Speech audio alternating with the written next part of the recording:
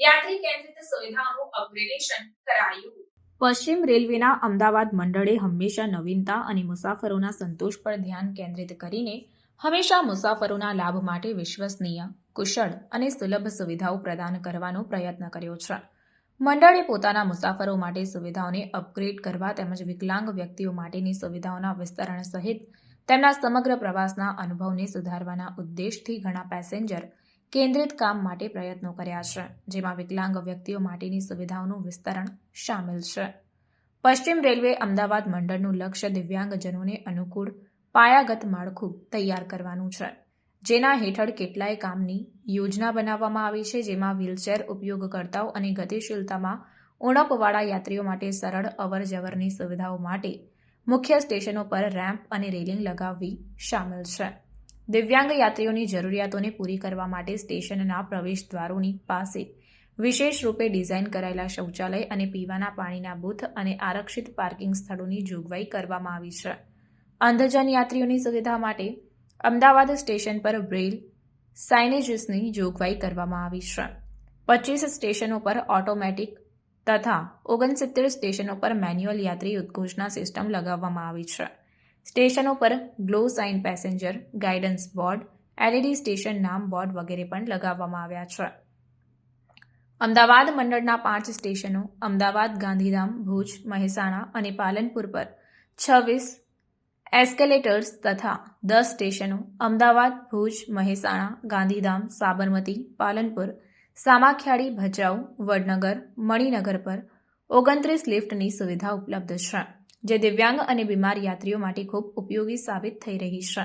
આ અત્યાધુનિક સુવિધાઓ દિવ્યાંગજન યાત્રીઓની જરૂરિયાતોને પૂરી કરવા માટે ડિઝાઇન કરવામાં આવી છે, જેથી કરીને એ સુનિશ્ચિત કરી શકાય કે તેમનો યાત્રા અનુભવ શક્ય એટલો સરળ અને આરામદાયક રહે.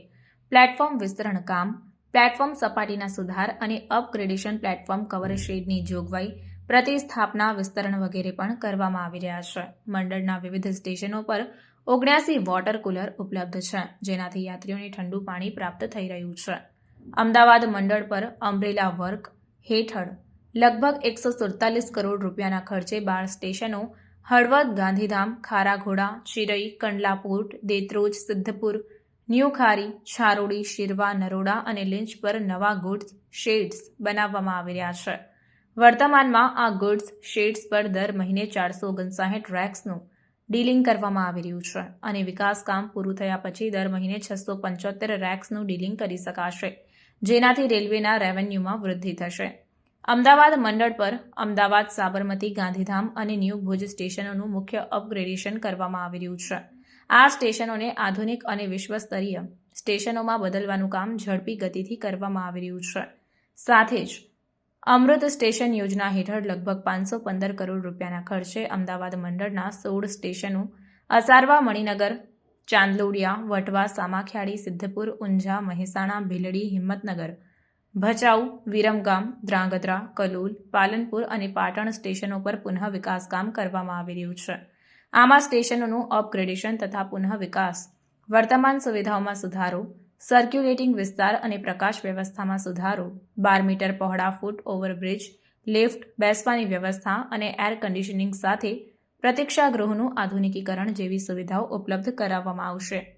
પશ્ચિમ રેલવે અમદાવાદ મંડળ સમગ્ર રેલવે નેટવર્કમાં સર્વસમાવેશક અને પેસેન્જર ફ્રેન્ડલી વાતાવરણ બનાવવા માટે પ્રતિબદ્ધ છે. દિવ્યાંગજન યાત્રીઓ અને અન્ય યાત્રી કેન્દ્રિત સુવિધાઓ માટે સુનિયોજિત વિકાસ બધા માટે યાત્રા અનુભવે તે ઉત્તમ બનાવવાના સતત પ્રયત્નોનો ભાગ છે.